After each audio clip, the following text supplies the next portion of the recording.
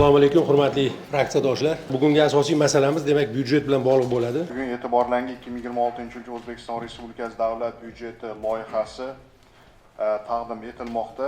So'zimizning avvalida avvalo 2026-yil mo'ljallangan makroiqtisodiy ko'rsatkichlar prognozi va davlat byudjet loyihasini demak qisqacha O'zbekiston Respublikasi Prezidenti huzurlarida 27-oktyabrda batafsil muhokama bo'lib o'tdi. Muddat masalasini kerak bo'lsa qonunga o'zgartirish kiritish kerak. Va meni taklifim bir yilda 2 marta byudjetni ko'rish degan narsa ham zarur emas.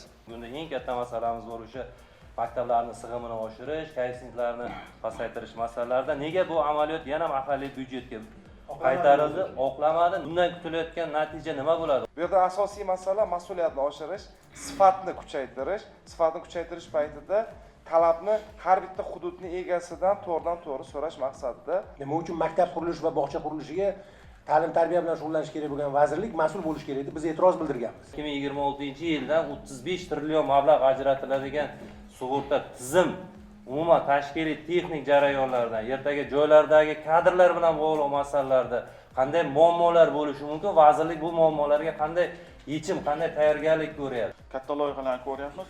Shu muammolarimizni yechimini topamiz. 175 milliard pul ajratyapti onkologiya, ayollarning onkologiyasini yordam bo'lsin deb davlat ajratyapti, to'g'rimi?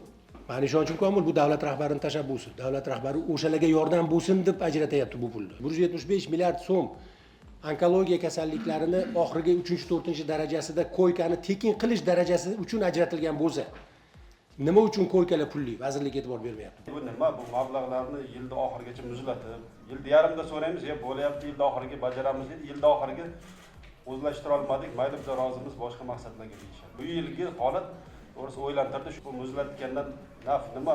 Masalan, transport vazirligiga temir yo'l, avia qatnovlarni subsidiya qilish uchun pul ajratilmoqda. Lekin 10% ham ishlatilmayapti pullar. Subsidiyani mana davlat qariyalarimizga osonroq bo'lsin, talabalarimizga osonroq bo'lsin deb biletlarning narxini kamaytirib qo'yapsizlar. Bu ishlamayapti bu.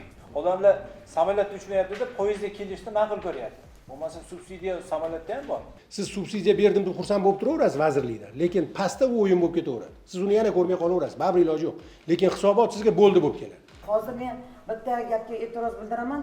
Faqat viloyat deputatlari ko'rilsin, stavkasini o'suvchi kamayish koeffitsiyentlar belgilab bersinga men ham qarshilik qilaman. Sababi tuman deputatlari biladi. Uning tumanning salohiyatini qaysi mahallada qaysi stavkani qo'llanishini biladi.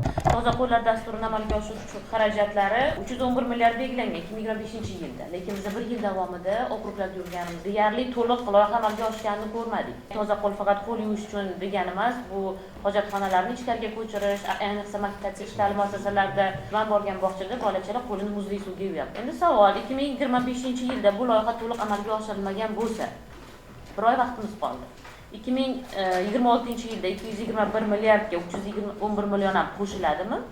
171 milliardni bu 3 oylikka 10 mingdan ziyod maktab va 7 mingdan ziyod davlat maktabgacha muassasalariga 3 turdagi o'sha antiseptik, qo'lni yuvadigan va gigiyena vositasi uchun talab etiladigan mablag'. Biz darslik masalasini har doim eng dolzarb vazifa deb bilamiz. O'tgan yil biz byudjet masalasida tanqid ham qilgandik.